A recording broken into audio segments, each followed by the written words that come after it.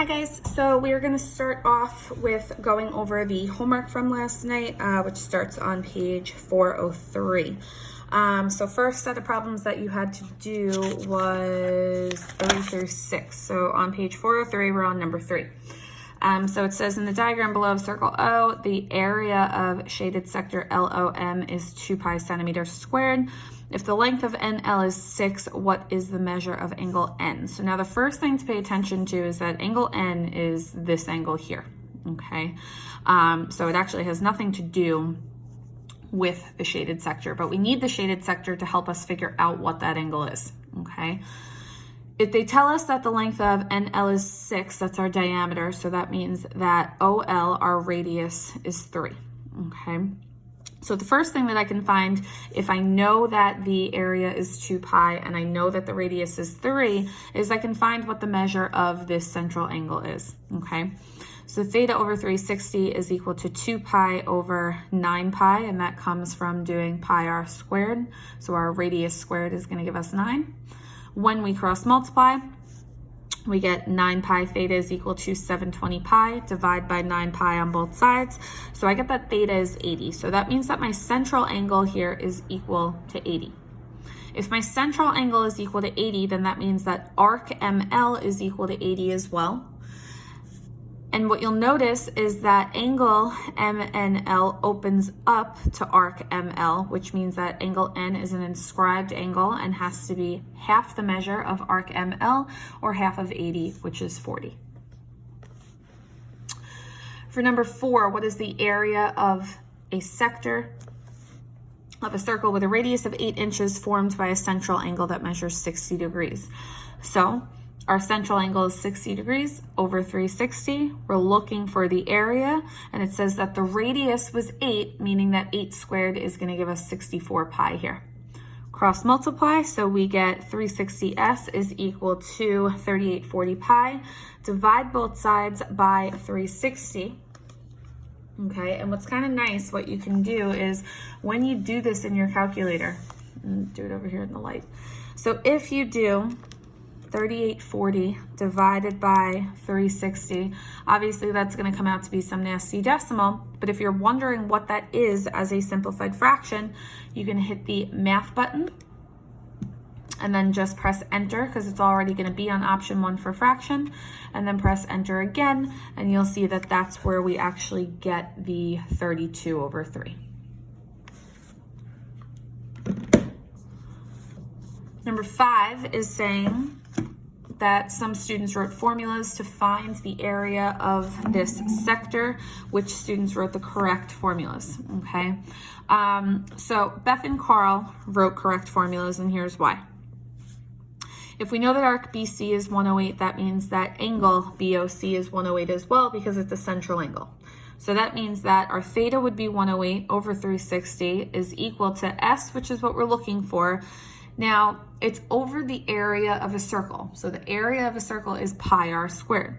Would you agree that OB squared would be pi r squared? OB is a radius. OC squared would be the same thing. So either one of these variations will work. This is pi times your radius, we don't know what the radius is, squared, or pi times the radius, we don't know what the radius is, squared. And that's exactly what Beth's formula says. 108 over 360 times pi times our radius squared, okay? Carl said 3 over 10. If I simplify 108 over 360, it simplifies to 3 over 10, okay? And then what Carl is saying, well, half of AB squared. AB is our diameter, so half of AB would give us the radius, okay? And then whatever half of AB is, which is a radius, squared. So this is still saying 108 over 360, which, like I said, simplifies to 3 over 10, times pi times a radius squared. Dex is saying his PEMDAS is a little off. So what he's saying is Find AB squared first and then take half of that, which is not the same thing as doing half of AB and squaring it. So this would not be correct. And then Amy here is saying that we should do BC, which is a chord, which is not how we find the area of a circle. So the only two that are correct is going to be Beth and Carl.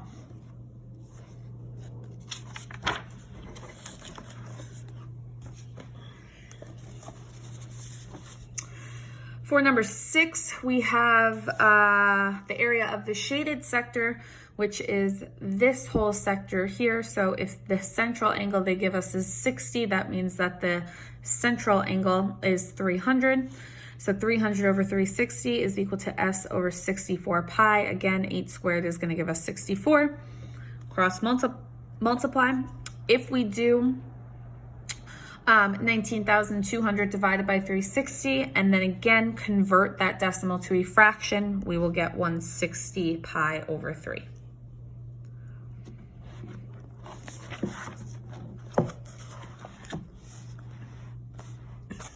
For number 8, which expression represents the length of arc AB in inches? So they give us our angle, so 120 over 360. We're looking for the length. Our circumference, 2 pi r, is going to give us 12 pi. When we cross multiply, we get that the length is equal to 4 pi, but none of the answer choices that they give us are 4 pi. So we have to look at our answer choices and convert them. So option 1, if we were to do 120 divided by 360 times 6, that's going to give us 2 pi. 120 times 6 just gives us 720. A third of 36 is going to give us 12 pi, and then a third of 12 is going to give us 4 pi. So option 4 is equivalent to the length that we found.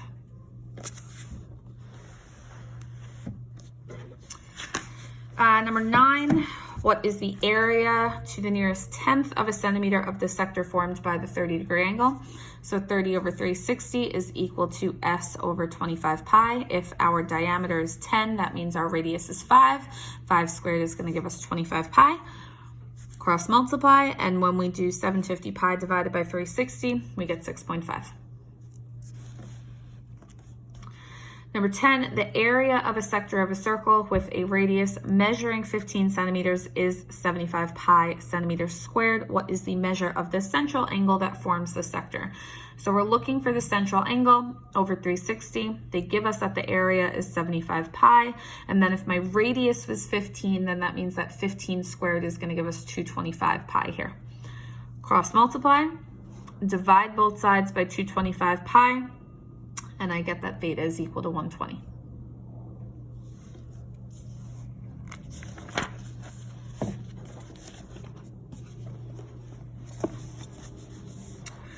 Okay, then for number 11, they're saying if arc AC is congruent to arc BD, find the area of sector BOD in terms of pi. So the first thing I need, if I want to find the area of sector BOD, I need to know what this angle is equal to, okay? So this angle here can be found, well, if I know that arc AC and arc BD are congruent, then that means that these two angles have to be congruent. And I know that all three of these angles have to add up to 180 degrees. So if I do 180 minus 20 divided by 2, that tells me that both angle AOC and angle BOD are both going to be 80 degrees. If the diameter is 12, that means that the radius is 6. So we have 80 over 360 is equal to S over 36 pi. And when we cross multiply, we get that the area is about 8 pi units squared. Remember to include your units squared if you are finding the area. And then for number 13, so we have a 40-degree arc being intercepted with a radius of 4.5. So 40 over 360 is equal to S over 20.25 pi. So 4.5 squared is going to give you 20.25. When you cross multiply, that's going to give you 360S is equal to 810 pi. And when you divide both sides by 360 and simplify in terms of pi, you get 9 pi over 4 units squared. Okay.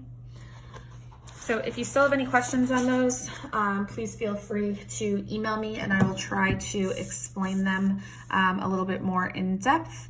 But hopefully that was good for you guys, okay? So today we're gonna be doing lesson 8, circles in the coordinate plane. So the equation of a circle with its center at the origin and radius of r is x squared plus y squared equals r squared. A circle need not have its center at the origin. It is not necessary that a circle has its center at the origin, okay? So the general equation of a circle with a center at AB and a radius of r is x minus a squared plus y minus b squared is equal to r squared. So this is our general form of a circle, okay? And the reason that it makes sense that if my center is the origin, I just get this is because, well, if I were to take this equation and plug in 0 for my A and 0 for my B, that's how I just get x squared plus y squared is equal to r squared, okay? So it's the same formula. It's derived from the same thing. It's just that if my circle has a center at 0, 0, I know that it's just x squared plus y squared is equal to r squared. You could go through this and plug in 0 and 0, but you're gonna end up with that anyway, okay? So for example, here we have a circle with the equation x minus 2 squared plus y plus 3 squared equals 64, has a center of 2, negative 3, and a radius of 8, okay? So notice what happens with the values that are being plugged into your formula versus the actual values of your center itself, okay? The signs are opposite, okay? And the reason why, again, if you think about plugging 2, negative 3 into this general form, what's really happening is you're getting, all right, x minus 2 squared plus y minus a negative 3 squared, which is in turn where the y plus 3 comes from, okay? So it's not actually the case that your signs are the opposite, it's that you're plugging in the subtraction of a negative, which in turn gives you a positive, okay? And then if your equation is equal to r squared, then that means that 64 is the r squared, so if r squared is equal to 64, that means your radius is actually equal to 8.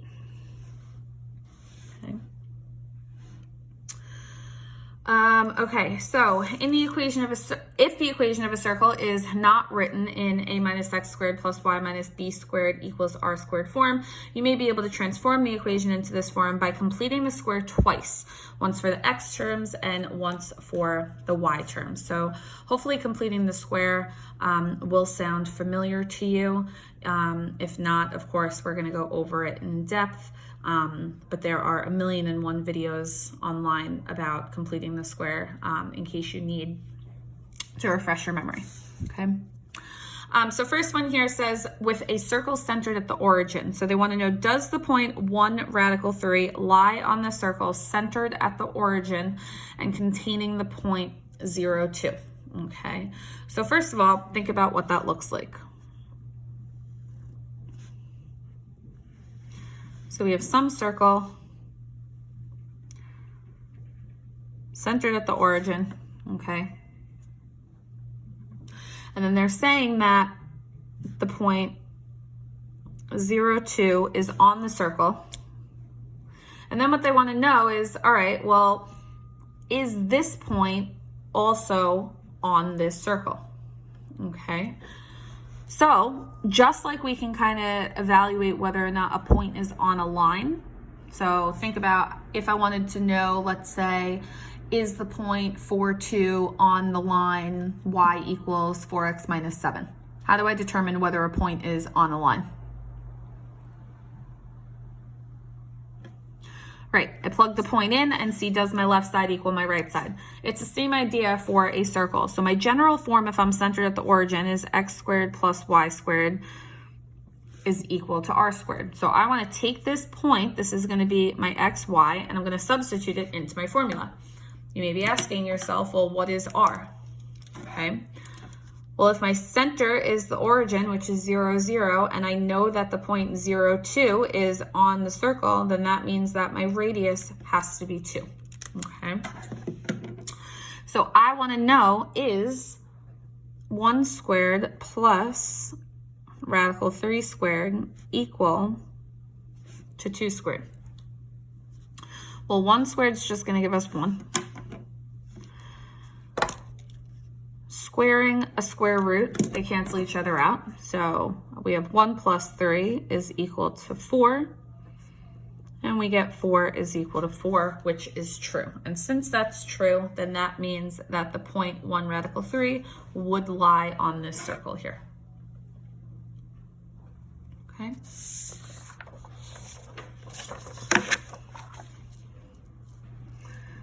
Okay, so converting an equation into a minus x squared plus y minus b squared equals r squared form by completing the square twice. So the standard form of an equation is x squared plus hx plus y squared plus ky plus c equals 0. Okay, essentially meaning that you want to group your x terms together, group your y terms together, and then you should have your constant at the end. Okay. So the example we're going to consider is, what is the center and radius of a circle whose equation is x squared minus 2x plus y squared plus 6y, minus 6 is equal to 0. Okay. So the first thing that you're going to do when you are completing the square is move the constant to the opposite side. If it's already done, then obviously you're going to skip step 1. But in this particular case, my constant isn't on the other side. My constant's on the same side with my x's and my y's, and I don't want that. I want all of my x's and y's on one side, and I want my constant on the other side. So the first thing that we're going to do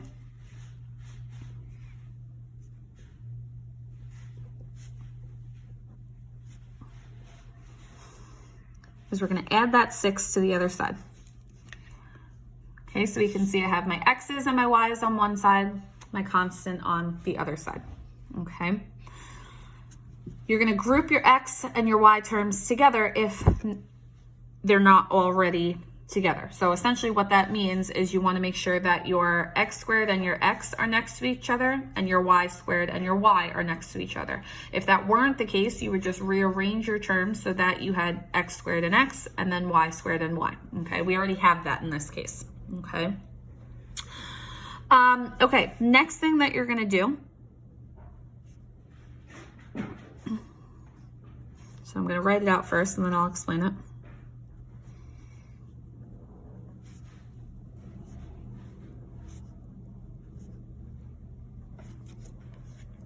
So what you're going to do is you're going to leave blanks for yourself on both sides, okay? So you're going to leave a blank after your x terms and a blank after your y terms. And the reason why is because what we're actually doing in these two spots is literally completing the square, okay? So I'm going to be using these terms to fill a value in here to complete my square, and using these terms to fill in a value here to complete my square. But if I add 2 values on the left-hand side, why do you think I left 2 blanks here? Because whatever I do to one side, I have to do the other side. So if I'm adding 2 blanks on the left, I have to also add 2 blanks on the right, okay? The way that we are actually going to get the value to complete the square is we're going to look at our b term. So remember, ax squared plus bx plus c. So we're going to look at our b term. We're going to take our b term, which in this case is -2, divide it by 2, and square it. That will always be the case. And that is what you're going to fill in here.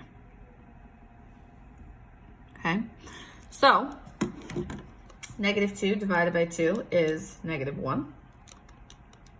And -1 squared is 1. Okay, so I'm going to add a 1 here, but if I add a 1 here, I have to add a 1 here as well. Okay, then here, my b term here is 6. So we're going to take 6 divided by 2 and square it. And that's what we're going to add here. So 6 divided by 2 is 3, and 3 squared means we're going to add a 9 and a 9. Okay. So now what you can kind of look at, okay, well, actually for the first one, we'll rewrite it. But so we have x squared minus 2x plus 1 plus y squared plus 6y plus 9 is equal to 6 plus 1 plus 9 is going to give us 16. Okay, so all I did was I took these terms here and condensed them to give me 16. Okay, and what you should notice now is that you have two trinomials. So we have x squared minus 2x plus 1, and then we have y squared plus 6y plus 9. What I'm now able to do is factor both of these trinomials.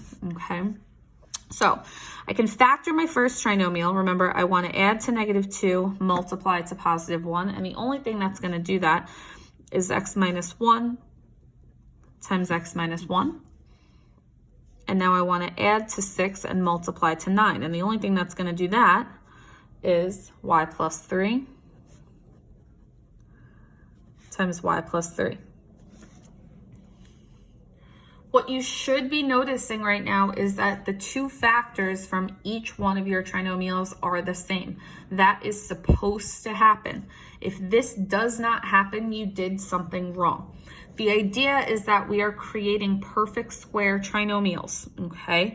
So that when I factor my trinomial, I have two factors that are exactly the same. Why is this important? How can I rewrite x minus 1 times x minus 1? And how can I rewrite y plus 3 times y plus 3?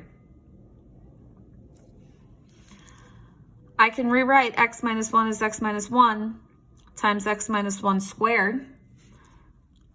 And then I can rewrite y plus 3 times y plus 3 as y plus 3 squared is equal to 16. Okay. This is the form that we're looking for. This is our x minus a squared plus y minus b squared is equal to r squared. Okay. So now from here, I can find my center, which remember we said is going to be the opposite of whatever's inside our equation. So if I have minus 1, that means my center is a positive 1. And if I have plus 3, that means my center is a minus 3. And remember that the radius comes from taking the square root of whatever your equation is equal to. So the square root of 16 is going to give us 4.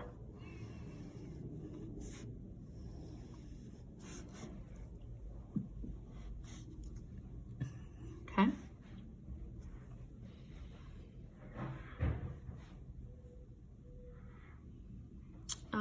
Okay, so let's look at, I want to do another one of these together. You guys should be okay with number 1 and number 2. Number 1 is saying, is the point on the circle? Remember, we just take 3, -1, substitute it into our equation to see if it's on the circle. Number 2 is giving you the equation of the circle, and it's just asking you to state the center and the radius. So you guys should be okay with both of those.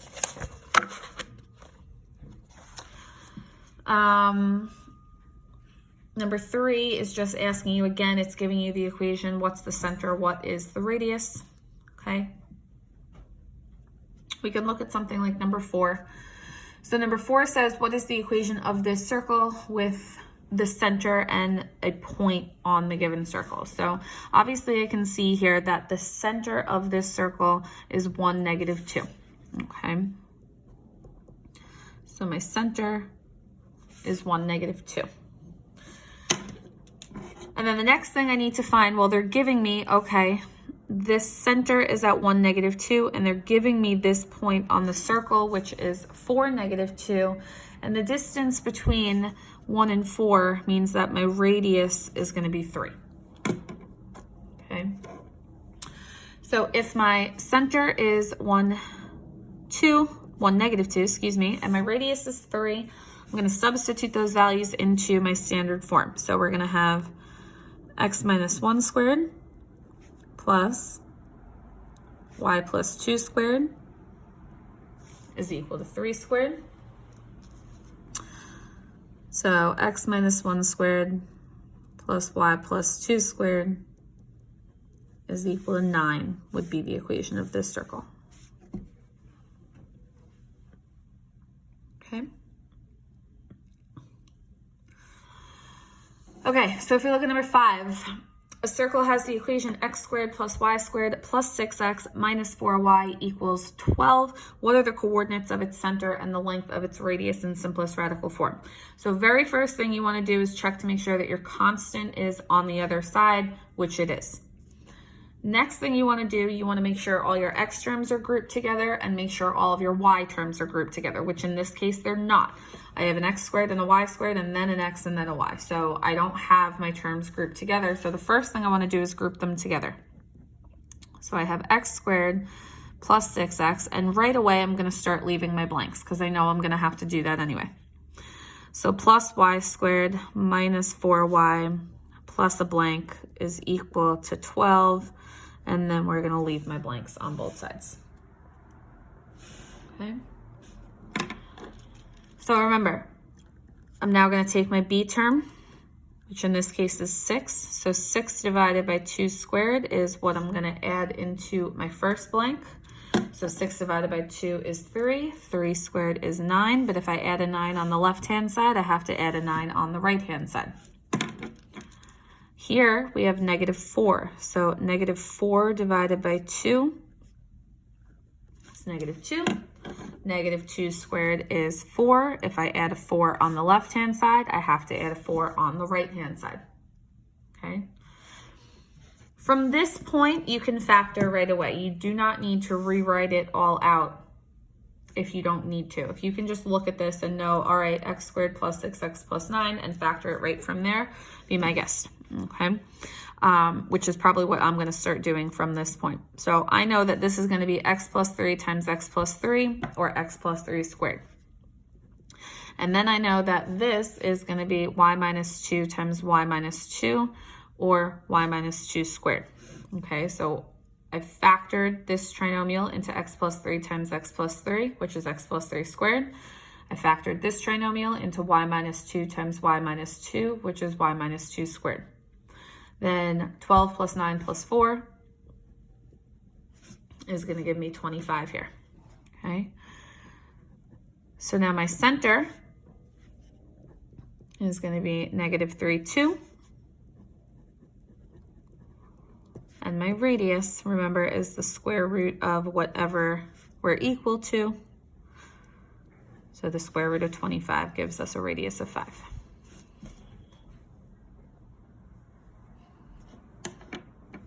Okay. Last thing we are going to look at together is something like number 7. So number 7 says finding the equation of a circle given the center and the radius. So now they're giving you the center, they're giving you the radius, and we need to now find what the equation is. So find the equation of a circle whose center is the origin and it passes through the point negative 5, 12.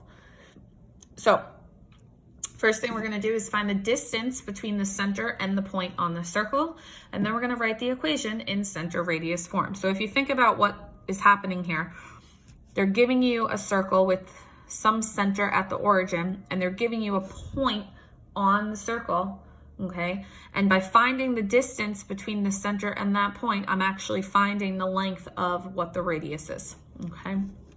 So if our center is 0, 0, and the point on the circle is negative 5, 12, I want to find the distance between those 2 points. Okay, so remember your x1, y1, x2, y2. So we would have negative 5 minus 0 squared plus 12 minus 0 squared, which is going to be negative 5 squared plus 12 squared, which is going to be 25 plus 144, or the square root of 169, and the square root of 169 is 13. Okay, so So that means that your radius is 13. So now what they want you to do is write that in center radius form. So we know that if our center is 0, 0, then the form we're dealing with is x squared plus y squared is equal to r squared. Okay, so we would have x squared plus y squared is equal to our radius squared.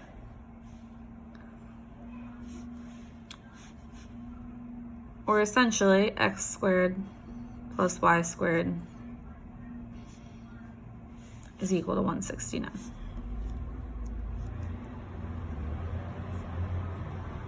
Okay. Okay, so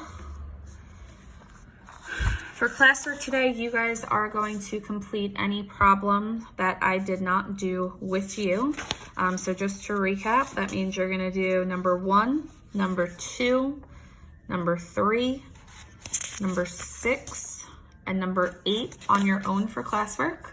And then homework, just be sure to double check the unit schedule for your homework. I believe it's in the workbook again. I believe that it requires you to do all of your work on loose leaf tonight, just because you're going to need some space to actually complete all these squares. So just pay attention to that. And of course, if you have any questions at all, just shoot me an email.